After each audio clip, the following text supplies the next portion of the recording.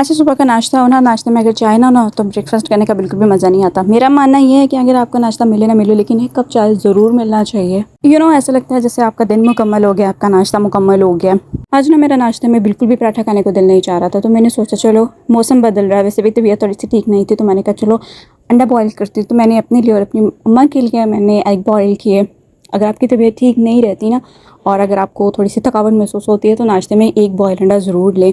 हो सके तो वॉलनट्स वगैरह या फिर चने या फिर आलमंड्स वगैरह ज़रूर लें। मैं जब यूनिवर्सिटी थी तो अम्मा मुझे हमेशा इस तरीके से बादाम, आलमंड्स, अखरोट, वॉलनट वगैरह इस तरीके से देती थी, शहद वगैरह, लेकिन वो ब्लेंड करके देती थी, जो कि बिल्कुल भी नहीं खाए जाते थे, बिल्कुल हैवी हो जाता था ना। और क्योंकि यूनिवर्सिटी में वैसे भी आपकी डाइट जो है ना इनबैलेंस हुई हुई होती है।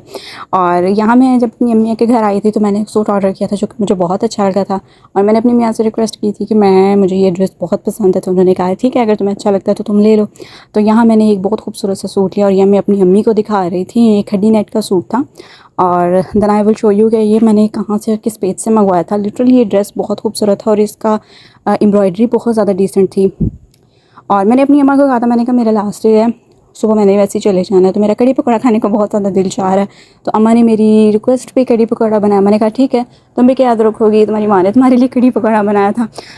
मैं कहती हूँ आप दुनिया के जितना मर्ज़ी कुकिंग एक्सपर्ट हो जाएं, लेकिन आपको हमेशा अपनी अम्मी के खाने का जायका जो है ना हमेशा याद रहता है। और मैं ये समझती हूँ कि जब तक इंसान कोई साथ है ना, आपको उसकी अहमियत का अंदाज़ा नहीं होता। लेकिन जब वो इंसान, वो शख्स आपकी लाइफ से चला जाता है ना, और वक्त गुजरने के बाद आपको उस इंसान की अहमियत और उसकी इम्पोर्टेंस बाद में याद आती है कि वाकई वो इंसान हमारे लिए कितना ज़्यादा इम्पोर्टेंट था। लेकिन मेरा मानना ये है कि लेकिन जब वो इंसान आपकी ज़िंदगी में मौजूद होता है ना, मैं कहती हूँ उसकी अहमियत और उसकी कदर सिर्फ वहीं तक होती है।